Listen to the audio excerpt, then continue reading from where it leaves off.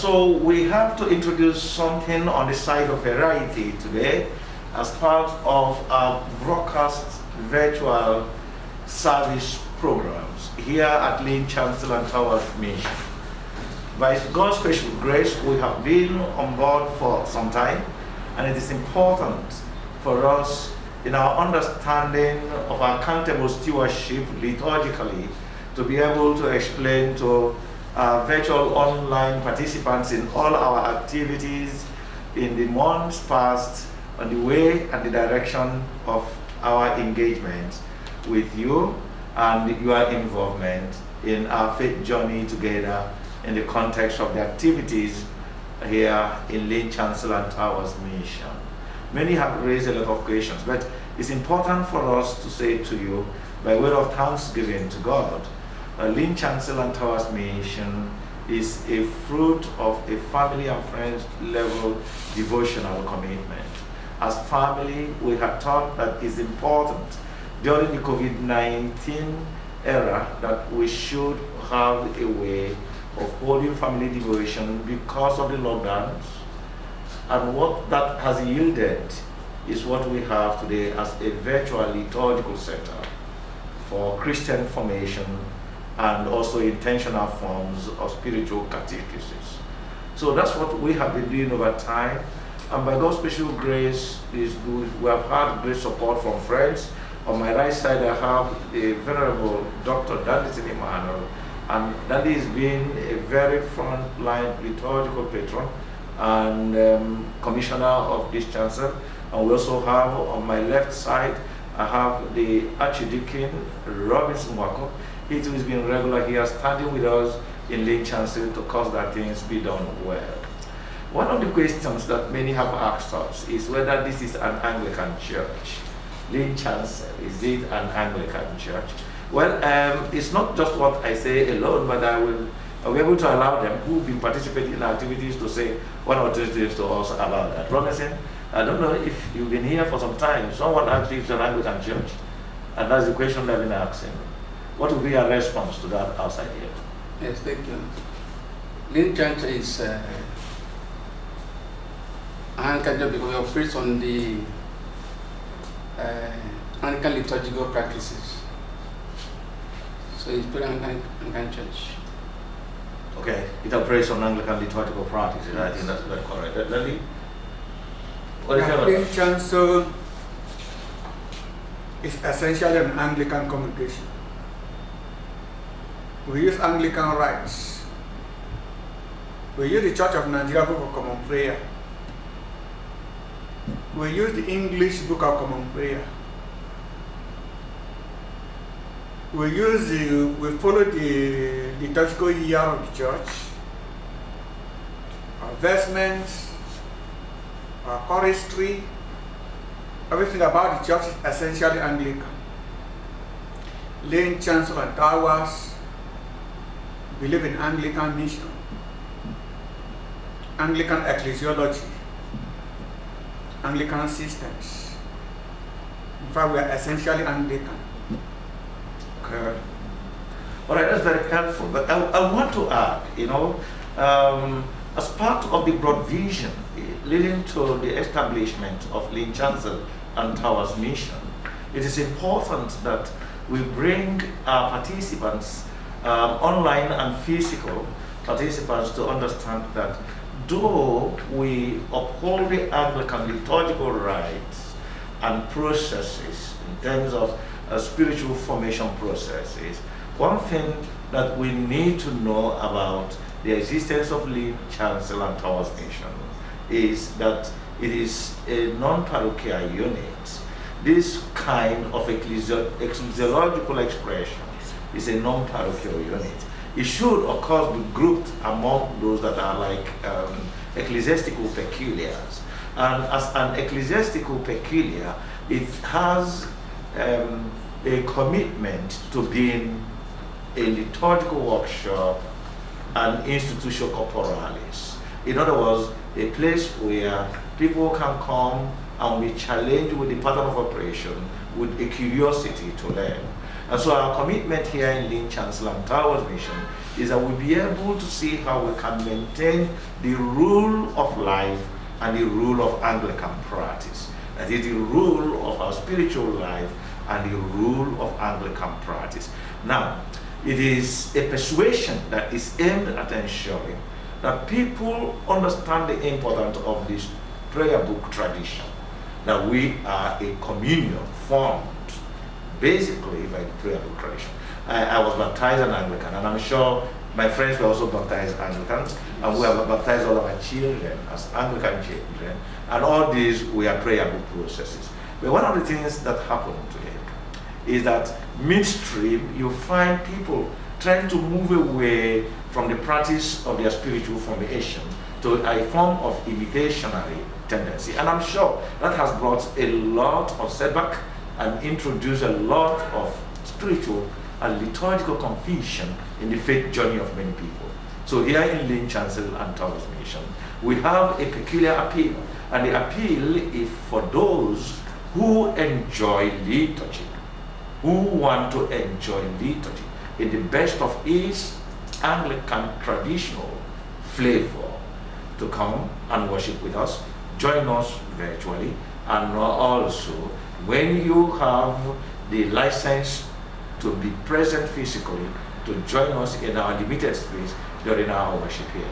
So it's a form of place and setting for liturgical formation for people to grow in the Anglican way of being Christians. So I don't know. Yeah, to add more to it. Yeah. You know, in Lynn Chancel, as we are essentially Anglican in liturgy, priesthood, or every person that operates here is either holds an Anglican bishop's license as a reader or a priest. Yeah, the people that operate here. But what we want to do, what we try to do in Lynn Chancel is to establish a standard in Anglican liturgical practice, so that people who want to grow in Anglican spirituality, Anglican liturgy, Anglican ecclesiology, Anglican way of doing things can actually come to Lynn Chancel as a study ground, as a study center, where they come to experience true Anglican worship. You see, these days, because of the influence of Pentecostalism around us, so much of our worship has been diluted and diverted into something else. In Lynn Chancel, we try to recreate the true Anglican liturgical practice, and we look forward to lay readers, priests, Anglican churchmen, laymen who want to understand, study, and recreate the true Anglican liturgical practice. To come over to Lynn Chancel once in a while to have a piece, have an idea of what Anglican worship looks like. I know that in Lynn Chancel, in many of our special services, like Passion Tide, Good Friday, Lenten Tide, Advent, we have visitors, we invite people, and then in those services we recreate the real Anglican liturgical practice, pattern of worship. In many of those services, visitors come on board to learn what we are doing and take it home to try to recreate the Anglican spirit in the course of worship. So Lynn Chancel is not just an Anglican congregation, but an Anglican study center. For now, we are not tied down to any diocesan structure, but we want to create a system where we can be a power bank, a training ground for many dioceses, and for Anglicans all over the globe, and especially in the Church of Nigeria. They come to study and go to explore Anglicanism in their various parishes and dioceses. That's what we try to do in Lynn Chancel. It's okay. Yeah, I should get Robinson. Do you have a fresh insight? Yes, I think he has said almost everything. He is purely Anglican centered. It's not just for worship, also for training. Here at Lynn Chancel and Towers Mission, we have this inclusive liturgy streamed properly in such a manner that both the clergy and the people can enjoy liturgy. They can see by participation, feel that yes, this is the end of Anglican liturgy as one of the best liturgical traditions that God has given to humanity through the church. So even in our Pentecostal tradition, which is part of the vision of the church 2000, there is the way in which the Pentecostal life of the church is trained. It is not like in the ordinary way it is trained by every other person whose lifestyle and whose understanding of liturgy is devoid of the content of constitutive liturgy. A constitutive liturgy is an Orthodox liturgy. Constitutive liturgy is a liturgy that is trained to not only form, but to give you a content, a spiritual content that will establish you properly in faith, not a content that you make you flag. We have a number of people who are flagging believers today. And here in Lynn Chancel and Towers, we want people to have their faith deepened through constitutive liturgy and also go out into the society and be part of those representing Christ without flagging in the face of the timid other traditions. Something else we try to do in Lynn Chancel is to look at a special focus on the liturgical year. Now we are in the Trinity season. What are the Trinity Sundays about? On each of the Trinity Sundays, we in Lynn Chancel bring out the theme of that Sunday and portray it. But it should just be like someone coming to church and having his own arrangement for that day, his own worship. But they tailor the worship according to established liturgical and lectional tradition of the church. But as we come to church on any of the Sundays, we look at what is that Sunday in the church's calendar? What is its focus? What is it about? What is it teaching? What are its teachings? What are the readings about? So everything that we try to do in church that day, tailor to those readings, those lections for that particular calendar and everything that portrays it. So that those who are following the streaming of Lynn Chancel worship will always be following the liturgical calendar step by step, from Advent down to the end of Trinity Sundays. In all those Sundays, we bring out the real theme of the day, from the collect, from the lections, the Psalms, Old Testament reading, the epistle, the gospel, putting together. These are the theme of the Sunday, and we try to portray this in order to recreate the true Anglican spirituality and Anglican liturgical practice. That's what we do in Lynn Chancel. It's not a question of coming one day and the priest will have to bring out his own sermon or his own thinking. Everything we do in Lynn Chancel is tailored towards established lectional practice and liturgical practice of the church. Whether the election is of year A, year B, or year C, because we have found an aberration in the use and application of elections in our churches over the years. We can give you an example which has been very offensive to my spiritual and of course temperament, is that you stage a Bible service and the lessons are taken from morning prayers, A and B, Old and New Testament, and then the collect is taken also from a different setting of the elections. And what that means is that the collect today are a reflection of the content of the Old, the New, and the epistolary traditions for the Eucharistic service. There is the understanding of the ancient church, which today's church has also borrowed. And that's the reflection we have in our elections, that whenever the church meets in the context of corporate worship, there must be the Eucharist. The Eucharist announces the presence of Jesus in worship. The Eucharist demonstrates that Christ is presiding at his service. The Eucharist brings to mind again the consciousness according to the command of the words of the institution used by Christ himself to his church, which is part of the mission of the church. Now, when collects are taken from its original Eucharistic context and then placed upon the morning prayer context, it loses its meaning.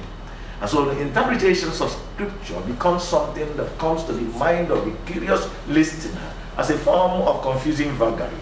Here in Lynn Chancel and Towers mission, we try to stream all this and bring the minds of the people to walk through the presentations of scripture according to the lections for each particular meeting of the church. In that way, we find ourselves building a community that grows in obedience to the scriptures and are formed according to the will of God in the liturgical seasons, which is the church year, and then benefit from the functions of each station of the church year as they grow on a daily basis. The end, as we have said earlier, is ensure that Christians are built who will be proudly Anglicans, and then who also will move out into the world and demonstrate the best of the rule of Anglican faith, Anglican order, which they have learned as participating whether online or physically. It's important for us to make this, that experiment therefore, and that's why we have said earlier, it is a non-parochial unit. It is more of an ecclesiastical peculiar. Its purpose is catechesis and didactics. That is on the issues of ecclesiology, which talks about the life of the church and the patterns of churchmanship that is authentic and orthodox for us as Anglicans, and also the life of the church as formed through the unadulterated doctrines established by the ancient authorities of this church. The other aspect of our lives has to do with our sense of stewardship. So in the period of time, stewardship of membership of the church, what have you observed here, Robinson? We support, we don't really emphasize giving and donation. People give freely on their own because the focus is not really to receive, but to give. Wonderful. So that is the focus of Lynn Chancel. Wonderful. Our comment on our stewardship practice here in Lynn Chancel. But before I do that, let me make one little more comment about our liturgical practice. That is to say that in Lynn Chancel we are trying to recreate the original Anglican tradition of the cantica in our worship. In many parish congregations today, the use of canticle during worship has been more or less excluded. And then those who worship here and those who followed us online on Trinity Sunday, we are much elated. Are we saying we are recreating, or it's better to say we are recovering? Okay, recovery, okay. Yeah. Recreate, recovery, fine, thank you. You see, on Trinity Sunday, those who follow this service, we are much, so many people gave comment, and we were so much elated to hear the creed of St. Athanasius, the cooking vault, being read and presented on Trinity Sunday. Yeah, that's right. I don't know how many of our parish churches remember that on Trinity Sunday such a creed has to be said. There are days that the creed must be said in church. Right. These are the things we are trying to recover. You know, these are the traditions we are trying to recover. Wonderful, yeah. And that you be in a Bible service from the beginning to the end, and you don't hear the canticle being sung.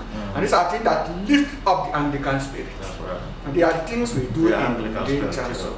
On the issue of stewardship, you see, in fact, we said that in Lynn Chancel we try to serve God with a quiet mind. That's right. Serve God with a quiet mind, not being pushed, not being psyched, not being extorted. All the while we have been here, our only offering is the offertory. Once you drop during the offertory, it's okay. You are, whatever you are moved to give for that day is okay. You are not interested in having 5, 7 offerings on a Sunday, or make it compulsory that you must come out to present your tithe, that you have to advertise your tithe, that you are a tithe payer, and all this. Those compulsions and necessitations are excluded in our worship. Okay. We allow people to have a free mind of worship, worship in a conducive environment, give according to what you have laid up in your heart to do, not reluctantly or under compulsion. For God loves a cheerful giver. That's wonderful. That is our giving practice. No, That's our thank you very stewardship much. practice No, in Lynn Chancel. does that have a window of learning for the broader Anglican Church? What window of learning does that have for the church today? Because you see, our church is growing and keeps growing and is moving from one context to another context and is coming face to face with realities of the global economy. Now, we live in a time when the economic situation has also made very many people to become part of the priesthood of the church. And that has made the church a kind of an economic venture where people become what they become in the church because they want to be paid by the church. Recently, I've had people say to us how that the church is owing them salaries. The church never pays salary to anybody. The church of affirmation and ordination never pays salary to anybody. What that church does is simply to give you a supportive stipend as a priest. Now, and that was the earliest traditions of the church. Today, the church must pay, and most churches are owing their priests. And most people whose businesses in the other climes never done well have become part of the priesthood because of the expectation of salary. What does the practice, stewardship tradition of Lynn Chancel have to give to the world, especially to the broader Anglican communion today? Now, if we do not start thinking of how membership of the church can be made to grow, to practice voluntary stewardship, objective stewardship, giving as they have decided in their heart, not because they are cajoled to appeasance, then you discover that the churches will continue to fail. The other thing about our understanding of stewardship is that the church, like Dr. Dandising has said, must create an environment in the language of Thomas Cranmer for people to worship with a quiet mind. Today, the churches are taking so much projects. Churches are going into 500 million naira projects and priding themselves about that. I just got a letter the other day, and they wrote to me to say that they want to change their roof, and it was going to cost 28 million. 28 million naira to change church roof alone. How many people are hungry in Port Harcourt today? How many people are hungry on the streets? And what is this expanse of such a parish community that will invest at this time 28 million naira changing roof alone? So you can see that the church is pursuing such tendencies, such trends that will expose the pulpit to preaching for the people's pocket, attacking people and presenting the kingdom of God as what is only available to those who are able to give. And that's what we call the prosperity gospel. Those who are able to give will now enjoy the benefits of the kingdom. If you're not able to give or pay your tithe, then the benefits of the God will not give to you, which is of course a doctrinal lie. And so we are here to make people worship God, and if it is the will of God to have other people who will have to buy into the vision, who participate with us online and carry this message to their congregations and try to make people know that when you are giving, you give as you have decided in your heart, and then you identify need areas and need persons and meet them at their points of need. All that Jesus did, he never did them by giving to the synagogues. All Jesus did, he did them in the context of effectual, life-changing and life-touching ministries. What you have said have reminded me of two things. The first is that in the canons of the Church of Nigeria, we have financial and non-financial church members. The canon doesn't tie down church members that they must have to bring money or give. There are non-financial church members recognized as members of the church who do not have money. I know that in many of our parishes today, and in some dioceses, before you are buried, your people have to give an account of your financial contribution to the church. And if you have not been contributing properly, the church may refuse to bury you. The church may refuse to bury you. Say you have not been contributing financially to the church. And I wonder, what of those who have been sick? What of the elderly? What of those who have lost their means of livelihood? What of those who are struggling? What of those who do not have? but they were worshiping God, they were serving God. At the time of their death, if anything happens, they cannot account for the amount of money they are giving to the church during their days, then they will not be buried. They are not entitled to any privilege of the church because they didn't bring enough money. The second thing that touches my mind that I remembered is that during the primacy of Peter Kinoda, he emphasized that parishes, dioceses, congregations should try to make investments that will support the church. In the West, like in the Church of England, almost every congregation, every parish have an investment that support the church. But the issue of taxing church members to raise 28 million naira to change only roof, and the church doesn't have an investment platform. There is nowhere they get money to support the weak, to support the students, to support the unemployed, to support those who actually contribute their ministry for the church. All that we are launching for is for organ, for roofing, for church expansion, for that, things that don't bring support to the church. Yes, they encourage the ministry of the church because we have to worship God in a very conducive atmosphere. But then, how much do we raise? And how do we support those who do not have and those who are struggling within the church congregation? One of the mission of Lynn Chancel and Towers is to reach out to those who need help in the church. To reach out to those who cannot help themselves.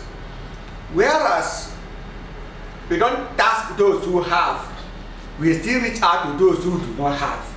And let everybody benefit from the love of Christ for his church. Today, so many people have been chased away from the parish churches because they do not have, because they cannot compete, or they cannot give enough in launchings, in fundraisings, which take place almost every month. Fundraising, and when you cannot give, you are intimidated, and it gives you a setback. You find it difficult to come out boldly in the church. I remember in one of the parishes, told me that he could not keep going to church because every day when they do fundraising and he cannot give what others are giving, that he feels intimidated. And he stays back. Anytime they are doing a program that requires fundraising, he will stay back at home. He doesn't come to church. He doesn't benefit from the spiritual benefits of that service. He has to stay back because he doesn't have such money. Lynn Chancel aims to encourage people to worship God with a quiet mind, as I said. They come to church when they have and when they do not have.